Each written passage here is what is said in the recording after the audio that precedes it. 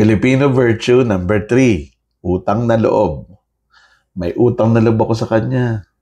Karaniwan natin itong naririnig kapag may taong tumulong sa atin sa panahon ng pangangailangan. At bilang Filipino, alam natin, hindi sapat yung thank you lang. No? Meron tayong responsibilidad na bumawi. Utang na loob is more than just gratitude. No? It's a personal commitment to give back. Hindi dahil humihingi sila ng kapalit, kundi dahil meron tayong matinding pagpapahalaga sa mga kabutihang ginagawa sa atin ng ating kapwa. It creates trust, it builds loyalty, at yung ating sense of utang na loob ay nagpapaalala sa atin na huwag kalimutan ang mga taong tumulong na iangat tayo nung tayo ay nasa ibaba. Now, in leadership, utang na loob work both ways. Hindi yan one way.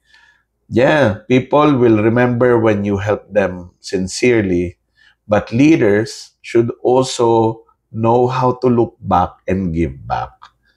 When your team stands by you, no, pag sinusuportahan ka sa iyong vision, and they deliver through difficult times, di ba? They make sacrifices. Aba, leader, tanawin mo ring utang na loob yan. So, show your gratitude, not just in words, but in how you lead and how you reward and how you protect your people. Di ba?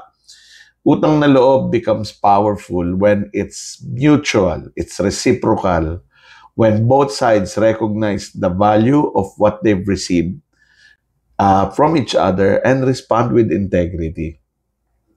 Ngayon, delikado kapag ka inaabuso ang utang na loob at merong mga taong ganyan. May mga taong konting tulong lang ang binigay sa'yo pero ang hinihinging sukli, aba, wagas, no? Ang taas ng interes. Para bang ordinaryong pabor, sinisingil na parang lifetime na utang, no? Madalas ginagamit ang utang na loob para pilitin yung tao, sundin yung mga gusto ng naniningil ng utang na loob o kaya pagtakpan yung mali, di ba? Sasabihan ka ng wala kang utang na loob. Yan ang linyahan na ginagamit para makonsensya ka kahit hindi naman makatarungan yung kapalit o yung hinihingi nila. Makikita mo yan sa pamilya, sa opisina, sa gobyerno. Pero tandaan natin na ang utang na loob ay dapat galing sa kusang loob, hindi ginagamit para manipulahin yung iba. Utang na loob as a Filipino virtue only works when it's rooted in kindness, not control. It's not meant to make you subservient or make unrealistic sacrifices, but to remind us that we value goodwill. So leaders, if you give, don't demand. And if you receive, give back with dignity and not fear. Follow for part 4, malasakit.